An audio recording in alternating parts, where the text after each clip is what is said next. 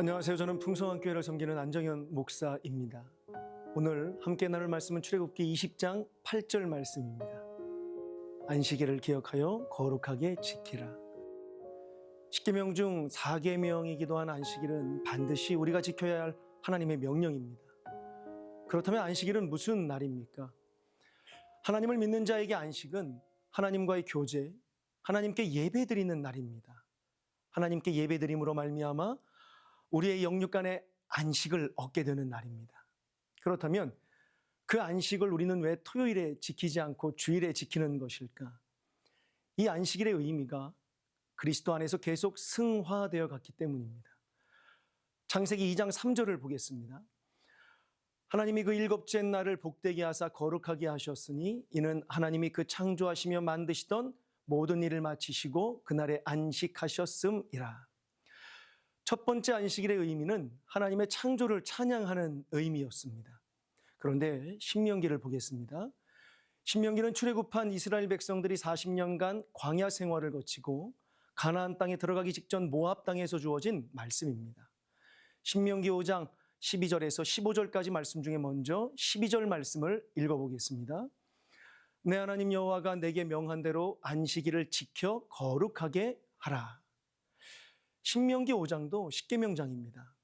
하나님께서 다시 십계명을 이스라엘 백성들에게 강조하시면서 하시는 말씀입니다.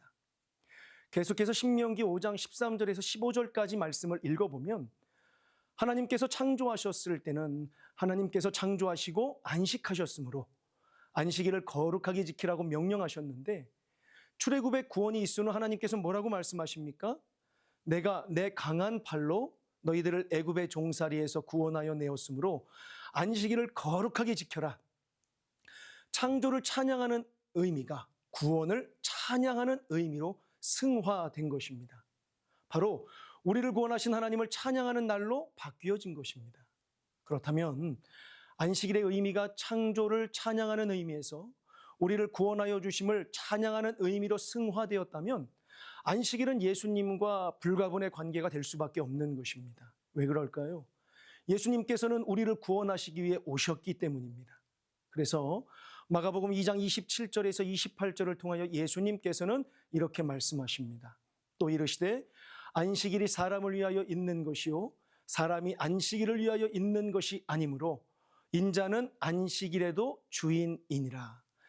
예수님께서 안식일의 주인이라는 것입니다. 왜 그렇습니까?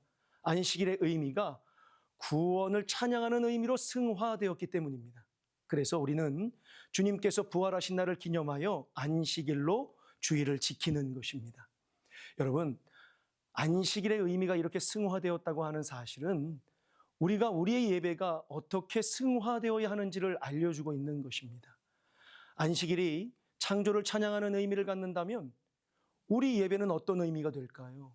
창조는 무에서 유를 있게 하는 것입니다. 즉 내가 병이 들어서 내가 어려움에 처해 있을 때 그래서 무에서 유를 있게 하시는 창조주 하나님께 매달려 보기 위해 내가 예배당에 들어와 예배를 드릴 수 있습니다. 아마 많은 분들이 하나님께 예배를 그런 동기로 드릴 것이고 시작될 것입니다.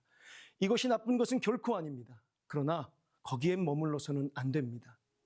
처음에는 전능하신 하나님을 이용하여 내 목적을 이루려고 예배가 시작이 되었다고 한다면 그 예배는 나를 구원하여 주신 주님을 찬양하는 예배로 그 예배가 승화되어야 하는 것입니다.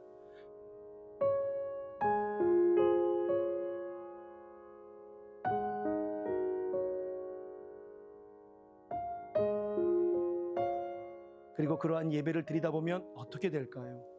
나를 위해 부활하신 주님 안에서 내가 옛삶을 버리고 주님 안에서 거듭난 새로운 삶, 새로운 변화가 이루어지는 삶을 살게 되어지는 것입니다. 이것이 예배인 것입니다. 저와 여러분 모두가 이런 성숙한 변화로 우리를 이끌어 주시는 예배, 은혜가 넘치는 귀한 믿음의 예배를 드리기를 주님의 이름으로 간절히 축원합니다.